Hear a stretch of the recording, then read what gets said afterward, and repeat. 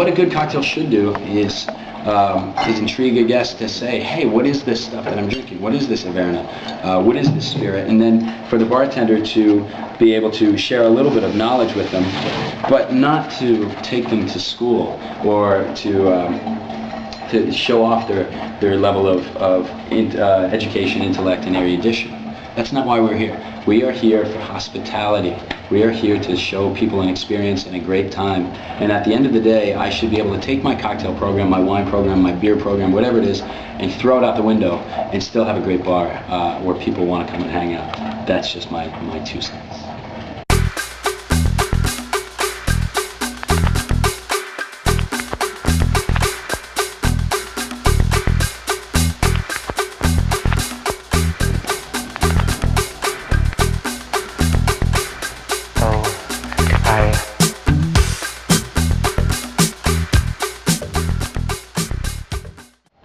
My name is Carducci. I am one half of the dynamic duo known as the Tippling Brothers. We're beverage consultants.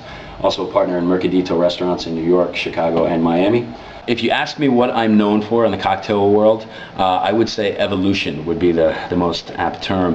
Back when I was a full-time bartender, I was one of the first fresh herb guys. Then I was certainly one of the first classic cocktail guys. Now that my primary job is as that of consultant, I operate on a macro level rather than micro level at the bar. I create thousands of cocktails for places all over the country, so I really now have to have a handle on everything from classics to molecular to Latin cocktails, Asian cocktails, 4-ingredient cocktails, 12-ingredient cocktails, you name it. I do it. My focus now is on keeping it fun and cocktails that appeal to a wide range of people.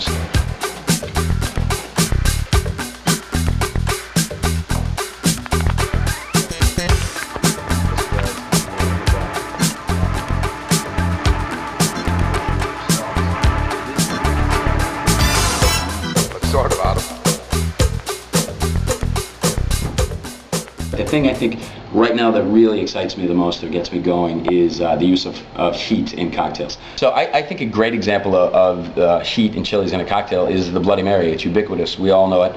It's got Tabasco, it's got horseradish, it's got black pepper, it's got all kinds of spicy elements going on. And we all love it for what it does to us, but we don't all think about it. I often do a variation on a Bloody Mary using wasabi, fresh wasabi, using a little sriracha sauce from Thailand. It gives people a whole new perception and element of or idea of what that heat's all about. But then again, I'll do a cocktail with mezcal, fresh pineapple, either fresh or dried guajillo chili from Mexico, and a little bit of cilantro. And it makes sense, and it really just blasts the cocktail wide open and delivers this intensity that people really enjoy, including myself.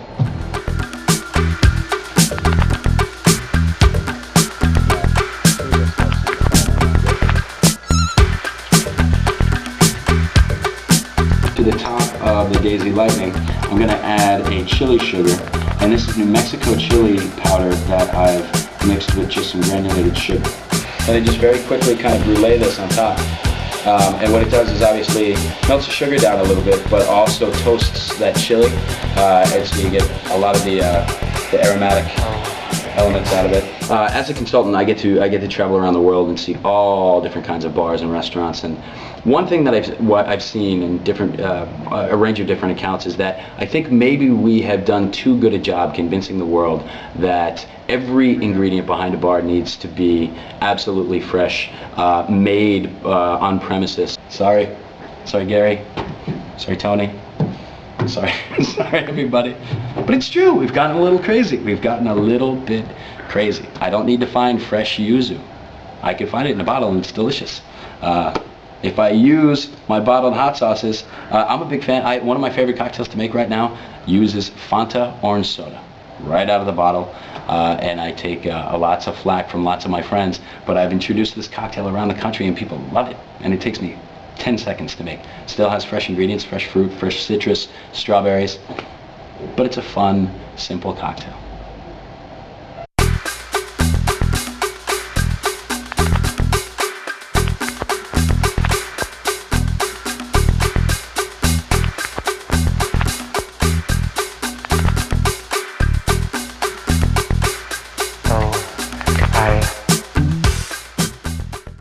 Peter, now that the camera's off, I will tell you about, I'll tell you the straight dope, the skinny, the ins and outs on all of my fellow rising stars, as it were.